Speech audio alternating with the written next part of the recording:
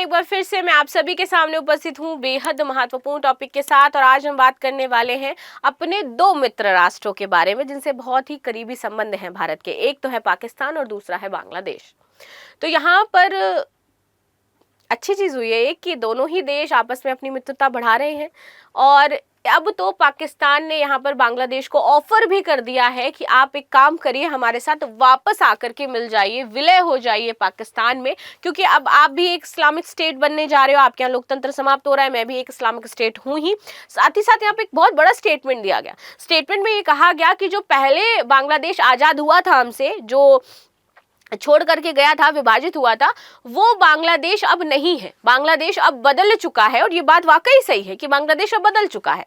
पहले की जो पीढ़ी थी उसके पास ये इस्लामिक जो विचारधारा है वो नहीं थी, तो उन पीढ़ी को हम माफ करते हैं। और आज की जो पीढ़ी है वो पूरी तरीके से इस्लामिक विचारधारा की है और हमारे साथ आने के लिए तैयार है। तो आप सभी आकर के वापस हमारे साथ मिल जाएं, आकर के हम खुली बाहों से आपका स्वागत करते हैं। तो ये एक बहुत बड़ा स्टेटमेंट हो जाता है अगर वर्ल्ड लेवल पर मैं बात करूं। और ये जो सिनेरियो इस टाइम चल रहा है कि दुश्मन देश दोस्त बनते जा रहे हैं, ये बहुत ज्यादा खतरनाक साबित होगा। हमने देखा कि दो दुश्मन देश दोस्त बनते नजर आ रहे हैं, अमेरिका एंड रूस। चिंतित है यूक्रेन, पूरा यूरोप चिंतित है इसकी वजह से कि वैश्विक संतुलन बिगड़ जाएगा शांति का। और अब यहाँ पर क्या हो रहा है, बांग्लादेश पाकिस्तान करीब आ रहे हैं। जो दुश्मन हुआ करते थे, 13 दिन का युद्ध चला था लंबा, जिसमें भारत ने सहयोग किया और बांग्लादेश अलग हो गया और बांग्लादेश अपना एक देश बनकर के हमें सामने उभरता हुआ दिखाई दिया। और अब वो दोनों क्या है, मित्र बनने जा रहे हैं। तो ये है आपका इस टाइम जो वर्ल्ड में पावर अनबैलेंस हो रही है ना, शांति विस्थापित में होती हुई दिखाई दे रही है, वो कुछ इस तरीके से वर्क कर रही है। ठीक है, तो चलो भाई इसको समझ लेते हैं, क्या बातें कही गई हैं, क्या इंपॉर्टेंट चीजें। और साथ ही साथ जो आजादी वाली पृष्ठभूमि थी वो पूरी हम इसमें समझने वाले हैं कि कैसे क्या आजाद हुए थे, क्या इसमें चीजें रही हैं। तो वीडियो को शुरू कर लेते हैं। मेरा नाम है प्राची मिश्रा और संस्कृति आईएएस के इस प्लेटफॉर्म पर आप सभी का बहुत बहुत स्वागत है। ठीक है, सो पाकिस्तान में वापस आ जाए, हम सीने से लगाएंगे बांग्लादेश को लाल टोपी जैद हामिद का। और ये जो जैद हामिद है ये कौन है, इनके बारे में भी हम जानेंगे, जिन्होंने इतना बड़ा ऑफर दे दिया बांग्लादेश को। तो देखिए, पाकिस्तान में लाल टोपी के नाम से कुख्यात जैद हामिद ने बांग्लादेश को बड़ा ऑफर दिया है। उनका कहना है कि बांग्लादेश को 1971 के पहले जैसे पाकिस्तान में मिल जाना चाहिए, जैसे 1971 में वो कहा था बांग्लादेश जो था वो पाकिस्तान का पार्ट हुआ करता था, तो वैसा ही पार्ट बन जाना चाहिए। पाकिस्तान से अलग बांग्लादेश को बनाने का फैसला वर्तमान बांग्लादेशियों ने नहीं बल्कि पहले की पीढ़ी ने किया था। तो उन्होंने ये भी जज कर लिया कि वर्तमान की जो पीढ़ी है वो पाकिस्तान में शामिल होना चाहती है और जो उससे पहले की जो पीढ़ी थी वो नहीं होना चाहती थी। तो हम चाहते हैं कि वर्तमान पीढ़ी हमारे साथ मिल जाए आकर के। ठीक है, उन्होंने कहा कि अगर बांग्लादेश फिर से पाकिस्तान में मिलता है तो वह बांग्लादेशियों को गले लगाने के लिए तैयार है। जैद हामिद का यह बयान मोहम्मद यूनुस सरकार के दौरान पाकिस्तान और बांग्लादेश के रिश्तों में आ रही गर्मजोशी के बीच दिया गया है। आप समझते हैं ये जैद हामिद कौन हो जाते हैं।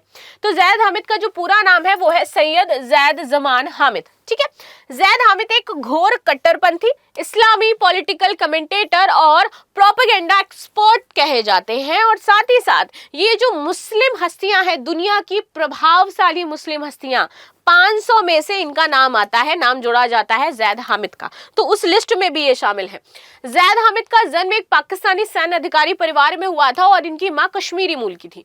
जैद हामिद इस्लामी जिहाद का समर्थन करते हैं और वो समर्थन करते हैं कश्मीर में जो जिहाद चल रहा है उसका भी, यानी कि ये डायरेक्टली आतंकवाद का समर्थन करने के लिए तैयार है। इनका कहना है कि ये जो जिहादी हैं इनको स्वर्ग ही मिलता है। ये जैसे हमने देखा ना, कसाब कहता था कि हमारी जान जाएगी, हम शहीद होंगे। वैसे तो उसको शहीद होना नहीं कहते हैं, तो हमें जो जिहाद है जिसकी वजह से हम कर रहे हैं, तो हम जब मरेंगे तो हमारे शरीर से खुशबू आएगी, हमें जन्नत नसीब होगी। और फिर कसाब को लेकर के जाया जाता है जो उसके दोस्त मरे थे, और वहां पर जो कांस्टेबल पुलिस वाला था वो कहता है कि सूंघो इनकी बॉडी से क्या खुशबू आ रही है, जिस जिहाद की तुम बात करते थे, इनके शरीर से वही बदबू आ रही है, कोई खुशबू नहीं आती है जिस जिहाद के बारे में तुम कह रहे हो, तुम्हारा ब्रेन वॉश जस्ट किया गया है। तो ये वैसा ही है। तो जैद हामिद इस्लामी जिहाद का समर्थन करते हैं और कश्मीर में आतंकी गतिविधियों का पूरा समर्थन करते हैं। उनका कहना है सही है कश्मीर में जो भी हो रहा है, तो एक तरीके से पूरी तरीके से ये भारत विरोधी हो जाते हैं। ठीक है, उनका दावा है कि सोवियत अफगान युद्ध लड़ चुका है, हालांकि इसका कोई सबूत नहीं है। वे पाकिस्तानी राजनीति के मामले में सेना के हस्तक्षेप पर खुले तौर से समर्थन करते हैं और वे पाकिस्तान में शरिया का भी समर्थन करते हैं, जो चीजें होनी चाहिए। तो कट्टरपंथी मुस्लिम हो जाते हैं। बांग्लादेश मुक्ति युद्ध 1971 की पूरी पृष्ठभूमि समझेंगे। अभी तक तो हमने ये बात किया कि भैया ये खुली बाहों से स्वागत करें कि आओ हमसे मिल जाओ आकर के, लेकिन क्या चीजें पूर्व में रही है वो समझना हमारे लिए आवश्यक हो जाता है। सबसे पहले राजनीतिक असंतुलन। 1950 के दशक में हमने देखा तो पाकिस्तान की केंद्रीय सत्ता पर पश्चिमी पाकिस्तान का दबदबा हमें देखने को मिलता था। पश्चिमी पाकिस्तान का पूरी तरीके से दबदबा था। पाकिस्तान पर सैन्य नौकरशाही का राज्य था, जो आज भी है राज्य, सैन्य नौकरशाही वहां पर चलती। कहां लोकतंत्र है? जब से पाकिस्तान आजाद हुआ है तब से हम देख रहे हैं सेना का ही शासन वहां पर चल रहा है, जो पूरे देश पूर्वी और पश्चिमी पाकिस्तान पर बेहद अलोकतांत्रिक ढंग से शासन करता था। और ये अलोकतांत्रिक ढंग से शासन आज भी पाकिस्तान में बरकरार है। शासन की इस प्रणाली में बंगाल वासियों का कोई राजनीतिक प्रतिनिधित्व नहीं था, किंतु वर्ष 1970 के आम चुनावों के दौरान पश्चिमी पाकिस्तान के इस प्रभुत्व को चुनौती दे दी गई थी। ठीक है, अवामी लीग की विजय 1970 में आप देखोगे कि आम चुनाव में पूर्वी पाकिस्तान के शेख मुजीबुर रहमान की आवामी लीग का स्पष्ट बहुमत प्राप्त था, जो प्रधानमंत्री बनने के लिए पर्याप्त थे, और वो बने भी। कौन थे ये शेख मुजीबुर रहमान? शेख हसीना जी के पिताजी, जिनकी अभी सरकार गिराई गई यहाँ पर। हालांकि पश्चिमी पाकिस्तान पूर्वी पाकिस्तान के किसी नेता को देश पर शासन करने देने के लिए नहीं तैयार था। सांस्कृतिक अंतर था बहुत बड़ा। क्या? तत्कालीन पश्चिमी पाकिस्तान और वर्तमान पाकिस्तान की बात करें तो यहाँ खान के नेतृत्व में पूर्वी पाकिस्तान, जो वर्तमान में क्या है, बांग्लादेश है, पश्चिमी पाकिस्तान वो आपका पाकिस्तान है, पूर्वी पाकिस्तान कौन था? प्रेजेंट में बांग्लादेश है। ठीक है, इनके लोगों के सांस्कृतिक रूप से दमन करने की कोशिश कर रहा था। कौन? जो आपका पश्चिमी पाकिस्तान था। वो चाहता था कि ये जो पूर्वी पाकिस्तान है इनकी संस्कृति को पूरी तरीके नष्ट कर दिया जाए। मतलब देखो, ये चाहते हैं कि हम एक होकर के रहे और हम इनकी ही संस्कृति को समाप्त करने में लगे हुए हैं। हम एक दूसरे को ही यहाँ पर सपोर्ट नहीं कर रहे हैं। उन्होंने पूर्वी पाकिस्तान का भाषा, पहनावा, ओढ़ावा इत्यादि को लेकर के तानाशाही रवैया जो अपनाना है उसको शुरू कर दिया। ज्ञातव्य है कि पूर्वी पाकिस्तान बंगाल से काट करके बनाया गया था। हम सभी को पता है कि पश्चिम बंगाल जो बंगाल से कटा है, अतः यहाँ की जो भाषा हो जाती है, जो संस्कृति हो जाती है, जो चीजें हो जाती है, वो पूर्वी पश्चिमी बंगाल की तरीके हैं पूरी तरीके से। ठीक है, वो पश्चिमी पाकिस्तान की भाषा मुख्यतः उर्दू थी और यहाँ की जो भाषा थी वो मुख्यतः क्या थी? बंगाली थी, क्योंकि ये लोग बंगाल से काट करके बनाए गए थे। कौन? बांग्लादेशी। ठीक है, भाषा और संस्कृति मतभेदों के कारण पूर्वी पाकिस्तान की जनता स्वतंत्रता की मांग करती रहती थी हमेशा। उनका कहना था कि जब इनकी हमारी कुछ मैच ही नहीं हो रही है, इनकी भाषा अलग है, ये उर्दू बोलते हैं, हम बोलते हैं बंगाली, बिकॉज हम बंगाल से कट करके बने, तो हमें कहना चाहिए कि भाई तुम लोग हम पे आकर के मिल जाओ, बांग्लादेश को वापस बंगाल में मिल जाना चाहिए, क्योंकि हमारा तुम्हारा सेम है। कहाँ तुम आ जा रहे हो? जिससे अलग हुए, जिससे तुम्हारी संस्कृति नहीं थी, मैच नहीं हो रही थी, जिससे तुम्हारी सभ्यता मैच नहीं हो रही थी, आप वापस से वहां मिल भी नहीं सकते हो जाकर के।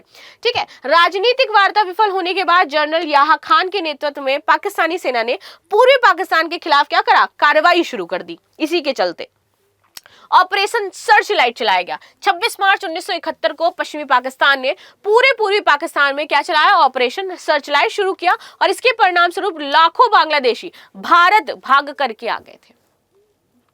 उन्होंने छोड़ दिया और वो वापस कहाँ आ गए? भारत आ गए। मुख्य रूप से पश्चिमी बंगाल, असम, मेघालय, त्रिपुरा जैसे राज्यों में, क्योंकि ये राज्य बांग्लादेश के सबसे करीबी राज्य थे और ये आज दिन तक वो भागे हुए लोग यहाँ पर निवास करते रहते हैं। विशेष रूप से पश्चिम बंगाल पर शरणार्थियों का बोझ बढ़ने लगा और राज्य ने तत्कालीन प्रधानमंत्री इंदिरा गांधी और उनकी सरकार से भोजन और आश्रय लेने की सहायता की अपील कर दी। और इसीलिए हमने देखा कि यार ये बांग्लादेशियों की पुरानी आदत है।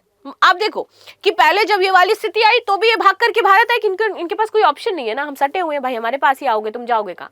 उसके बाद जब शेख हसीना जी और वहां पर आप देखा कि फिर यूनुस सरकार ने वहां पर जो अल्पसंख्यकों को परेशान करना शुरू किया, युद्ध शुरू हुई, स्थिति शुरू हुई, तो भी वो 10,000 बांग्लादेशी बॉर्डर पर खड़े थे। हिंदू जो थे वो भारत में प्रवेश करना चाहते थे। हम क्यों अपने ऊपर बोझ पड़ाएंगे वर्तमान समय? हम आपकी सहायता जरूर कर सकते हैं, लेकिन आपकी आदत है बार बार आकर के भाग जाने की। या तो आप यही रह लो या तो पूरी तरीके से मिल जाओ आकर के। आप जिस स्टेट में आओगे तो उनके संसाधनों का बंटवारा आप करोगे और फिर हमें खुद ही परेशान है आपको कहाँ से क्या चीजें जो है वो प्रोवाइड करवाएंगे। ठीक है, तो मैं जस्ट एक नॉर्मल वे में आपको बताना चाह रही हूँ कि इस तरीके से भारत पर बोझ पड़ रहा है और भारत की जनसंख्या का जो हक है या भारत के जो क्षेत्रों के लोगों का हक है वो बट जाएगा। ठीक है, तो ये हर बार यही करते हैं जब भी ऐसी कोई चीजें होती है। पहले भी ये भाग करके आए थे इंडिया और अब दोबारा से भाग करके आना चाहते थे इंडिया, लेकिन भारत ने क्या किया? बॉर्डर पर सेना खड़ी कर दी और किसी को भी भारत में घुसने नहीं दिया। लेकिन फिर भी कुछ लोग इलीगल तरीके से भारत में घुसे थे। इंडो बांग्ला सहयोग की बात कर लेते हैं अब यहाँ पर। तो बांग्लादेश के स्वतंत्रता की लड़ाई लड़ने वाली मुक्ति वाहिनी सेना और भारतीय सैनिकों की बहादुरी से पाकिस्तानी सेना को मुंह की खानी पड़ी। और ज्ञातव्य है कि मुक्ति वाहिनी सेना ने बांग्लादेश के सैनिक, अर्धसैनिक और नागरिक भी शामिल थे। ये मुख्यतः गुरिल्ला पद्धति से युद्ध करते थे आपके, ठीक है। पाकिस्तानी सेना की हार। और 16 दिसंबर 1971 को हमने देखा कि पूर्वी पाकिस्तान के मुख्य मार्शल लॉ प्रशासन और पूरी पाकिस्तान में स्थित पाकिस्तानी सेना बलों के commander lieutenant general Amir Abdullah Khan Niazi ने इंस्ट्रूमेंट ऑफ सरेंडर पर हस्ताक्षर कर दिए। द्वितीय विश्व युद्ध के बाद सबसे अधिक 93,000 से अधिक पाकिस्तानी सैनिकों ने भारतीय सेना और बांग्लादेशी मुक्ति सेना के सामने आत्मसमर्पण किया था। भारत के हस्तक्षेप से मात्र 13 दिनों में युद्ध समाप्त हो जाता है और बांग्लादेश इस युद्ध को जीत जाता है। और वही बांग्लादेश है जो आज भारत को आग दिखाता है और कहते हैं कि भाई नहीं, अब तो हम तुम्हारे साथ जितने पुराने हिसाब है वो करेंगे। अगर इंडिया पुराने हिसाब करने पे आया ना तो पता नहीं आप कहां चले जाओगे, ठीक है। तो ये याद करना चाहिए बांग्लादेश को। पहली बात तो इस ऑफर को तो वो ठुकरा ही देगा, लेकिन जो मित्रता और सहयोग को वो बढ़ावा दे रहा है तो उसको ये याद करना चाहिए कि किस तरीके से आप परेशान थे अपनी सांस्कृतिक अलगाववाद को लेकर के, अपनी भाषा के अलगाववाद को लेकर के, और आप स्वतंत्र होना चाहते थे। आज जब आप स्वतंत्र हो गए हो और जिसने सहयोग किया था आपकी स्वतंत्रता में, आप उसी को आग दिखा रहे हो। बाकी आपकी क्या राय है इसको लेकर के जरूर बताइएगा। मिलते हैं नेक्स्ट क्लास में, तब तक के लिए धन्यवाद। लाइक शेयर सब्सक्राइब करना बिल्कुल भी ना भूलें and thank you so much.